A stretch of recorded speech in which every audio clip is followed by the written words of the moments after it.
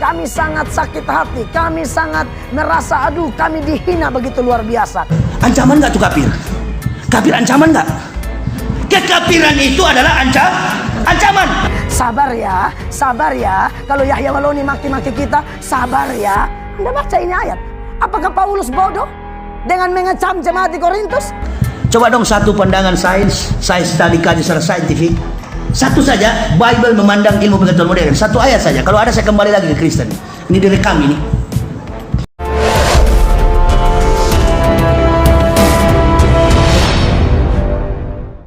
Menanggapi Ustadz Yahya Waloni yang sebenarnya dia berkhotbah dalam ruang lingkup privat ya di masjid, tapi kemudian karena dipublikasikan maka kami menonton dan kami sebagai hamba-hamba Allah wajib hukumnya kami menanggapi dengan tujuan saudara-saudara hanya mau menanggapi tanggapan-tanggapan atau ceramah-ceramah yang menurut kami ketika dia berani mengutip Alkitab atau menyinggung hal-hal yang berkaitan dengan Kristen dan itu tidak benar, kami pasti protes. Andai kata saudara-saudara bahwa kalau ada orang dari agama lain misalnya mengkritisi kami pendeta-pendeta, mengkritisi Kristen, katakanlah ada pendeta berselingkuh, lalu ada orang agama lain mempunyai bukti yang jelas dan dia upload ke YouTube dan lain sebagainya, kami malu dan kami tidak berani membela yang kayak begitu-begitu. Tapi kalau kami tahu itu ada kesalahan, tidak cocok, tidak benar, maka wajib hukumnya sebagai rohaniawan-rohaniawan yang diizinkan Allah menjaga milik kepunyaannya,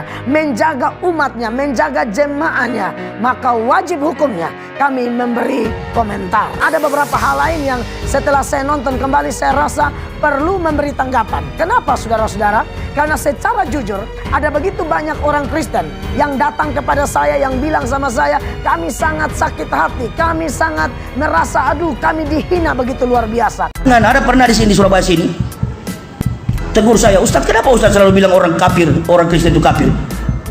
Ini yang tanyain orang Islam. Saya bentak dia. Saya sayang justru karena saya bilang begitu. Karena saya sayang, jadi saya ngomong begitu.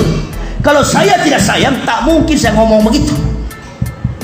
Allah katakan kepada orang Kristen, laqad kafaral ladzina qalu innallaha masih ibnu Maryam. Kafirlah orang-orang berkata Isa anak Maryam adalah Tuhan selain Allah. Katakan ke mereka, hei, kamu kalau tetap di Kristen, kamu masuk neraka. Masuk Islam supaya kamu masuk surga. Yang melarang tidak mau Kristen masuk Islam. Bikin begini saja, bikin voting saja. Orang yang melarang menyebut kafir, sudah berapa kafir yang dia Islamkan? Dibandingkan saya Yahya Waloni ini, bahkan bulan November kemarin di Medan 17 orang saya syahadatkan. Kami sedang membangun, ada orang Medan di sini. Kami sedang membangun masjid di Kabupaten Karo, Desa Sukamaju, Provinsi Sumatera Utara. Tidak ada masjid sama sekali, hanya gereja yang ada 65 kepala keluarga masuk Islam. Setiap bulan saya Islamkan orang kafir, padahal ceramah saya keras begini. Datanglah mereka masuk Islam. Umat Nabi SAW, Metro Tipu pernah hitung itu. Setiap tahun hasil dari ibadah orang Islam umroh mencapai 200 bahkan lebih miliar per tahun. Belum lagi ibadah haji nominalnya triliun. Ini kafir ada kasih apa? Alhamdulillah di Medan running tax 27.888 ekor babi mati kena kolera. Ancaman nggak tuh kafir? Kafir ancaman nggak? Kekafiran itu adalah ancaman. Ganjar Pranowo gubernur Jawa Tengah ini kan viral nanti. Ganjar Pranowo dengan indeks Sungai Bengawan Solo tercemar karena kotoran babi. Ancaman nggak? Allah. Waduh, penekanannya luar biasa. Sudah kafir goblok lagi. Artinya saudara-saudara, penekanan dari Yahya Waloni ini, kenapa kita disebut kafir dan goblok? Karena kita masih posisi beriman kepada Yesus Kristus. Kita beriman kepada pemberitaan Yesus yang mati di salib itu. Yahya pun pernah ada dalam kepercayaan ini. Dan Yahya pun pasti pernah merasa diri sangat goblok. Kenapa dia pernah jadi Kristen? Sekarang dia tidak goblok lagi. Dia sudah jadi orang hebat. Dia sudah jadi orang yang dulu goblok, sekarang pintar luar biasa. Dulu goblok, sekarang menjadi orang luar biasa. Nah, kita orang Kristen semua ini, dari ceramahnya Yahya Waloni ini, maka kita masih ada dalam posisi kafir dan goblok. Tetapi sebelum saya panjang lebar menanggapi ceramah Yahya Waloni yang tadi, saudara-saudara, saya perlu sampaikan juga. Di video yang pertama, saya coba ikuti komentar-komentar, bervariasi. Ada yang mendukung, menyemangati, terima kasih banyak. Ada juga yang lebih luar biasa lagi bagi saya, yang mendukung bukan dari iman Kristen. Terima kasih buat teman-teman Muslim yang Anda tahu motivasi kami. Anda tahu tujuan kami. Bahwa kami hanya mau menuturkan, ini loh agama kita. Agama Kristen, agama Islam, dan agama yang banyak di Indonesia ini. Kita ada di bangsa yang besar, kita harus bersatu. Tapi adanya ceramah-ceramah jenis Yahya Waloni ini yang menghina agama lain, merendahkan agama lain, merendahkan orang-orang yang beda agama dengan dia, itu yang kami persoalkan. Dan saya lihat dalam komentar-komentar itu, terima kasih buat saudara-saudara Muslim yang menyemangati kami. Mereka tidak mau mengikuti perkataan pendeta Bukairah yang mengatakan bahwa ini adalah cikal bakal orang yang akan menjadi nabi di kemudian hari. Tercatat dalam Taurat, dirubah oleh Kristen, Rohul Kudus, atau dalam bahasa Ibraninya Ruach HaKodesh. Nah, kalau saya tanya, apa doa Bapa kami yang di Bukit Zaitun? Abinu sebas samayem yikada semeka tabo malkuteka yaseres sodeka kaasar gahambat etlem lukenutan lanu hayom.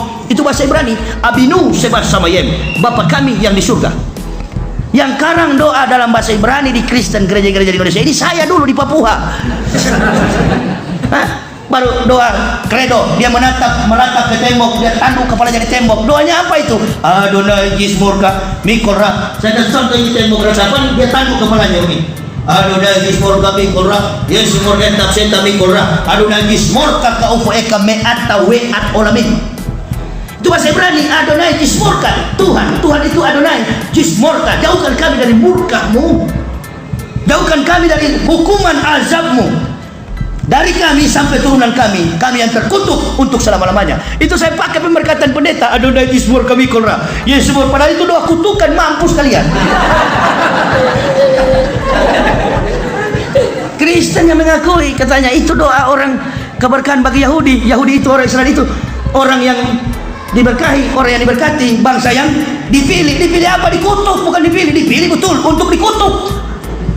Saudara, kalau baca Alkitab baik-baik, Paulus itu pernah mengecam jemaat di Korintus gara-gara apa? Jemaat di Korintus itu ada orang yang memberitakan Injil lain, menyampaikan roh yang lain. Mereka diam saja. Ini kelihatan dalam 2 Korintus 11 ayatnya yang keempat. Paulus dengan jelas di dalam 2 Korintus 11 ayat 4 Paulus berkata, sebab kamu sabar saja jika ada seorang datang memberitakan Yesus yang lain daripada yang telah kami beritakan, atau memberitakan kepada kamu roh yang lain daripada yang telah kamu terima, atau Injil yang lain daripada yang telah kamu terima. Ayat 2 Korintus 11 ayat 4 yang ditayangkan di layar ini. Saudara lihat, ini adalah isinya kecaman Rasul Paulus kepada jemaat di Korintus. Mereka ini jemaat yang penuh dengan karunia. Mau bahasa roh, karunia membedakan roh, karunia hikmat, segala macam. Mungkin menganggap diri terlalu rohani, tapi ada penginjil atau pemberita-pemberita Injil palsu yang berbeda dengan yang Paulus beritakan. Mereka diam-diam saja. Ini orang Kristen jenis ini aneh. Mereka dengan mereka gontok-gontokan. Tapi ada orang yang jelas-jelas menghina iman kita. Lalu ada hamba-hamba Allah yang diberikan karunia khusus, diberikan keberanian dari surga untuk bangkit dan berbicara. Lalu Anda memberi komentar-komentar yang dangkal, komentar-komentar yang didasarkan dengan pemahaman yang tidak komplit. Anda baca ayat yang tadi, itu kecaman loh. Tapi di sisi lain Anda dengar, kepada jemaat di Korintus yang adem ayam saja, ayo berdoa saja, sabar ya, sabar ya. Kalau Yahya Waloni maki-maki kita, sabar ya. Anda baca ini ayat, apakah Paulus bodoh dengan mengecam jemaat di Korintus? Coba dong satu pandangan sains tadi kaji secara saintifik. Satu saja, Bible memandang ilmu pengetahuan modern. Satu ayat saja. Kalau ada, saya kembali lagi ke Kristen. Ini direkam ini. Kalau ada Satu ayat saja bicara tentang ilmu pengetahuan dan memberikan kontribusi sumbangsi bagi kemajuan ilmu pengetahuan dan teknologi, saya akan masuk Kristen lagi, murtad lagi, kembali lagi Kristen kalau ada. Sementara saya ini sudah banyak, sudah ratusan. Bahkan ketika musim haji tahun 2013, angkasawan Amerika Lawrence Edward Yosef ingin mencari tahu tentang Hajar Aswad, batu hitam. Tidak diberikan izin oleh King Abdullah. Hiu kafirun tidak boleh masuk ke dalam, hanya boleh dari udara. Digunakan teleskop untuk melihat apa di Hajar Aswad. Ternyata beliau berkomentar, menyusun pernyataan secara sistematis, diungkapkan pada New York Times, koran terkenal di Amerika. Apa kata beliau? Kami berhutang besar kepada umat Islam. Andai mereka tidak tawaf dan sholat 5 waktu, berhentilah putaran bumi ini, karena superkonduktor yang berpusat di Hajar Aswad tidak lagi memancarkan gelombang elektromagnetik. Begitu ditelusuri, dilihat dengan teleskop, diamati, melakukan observasi, ternyata Hajar Aswad itu adalah batu meteor yang mengandung kadar logam 23.000 kali lebih tebal daripada baja yang ada. Adakah kira-kira Bible Kristen bisa memberikan sumbangsi soal itu?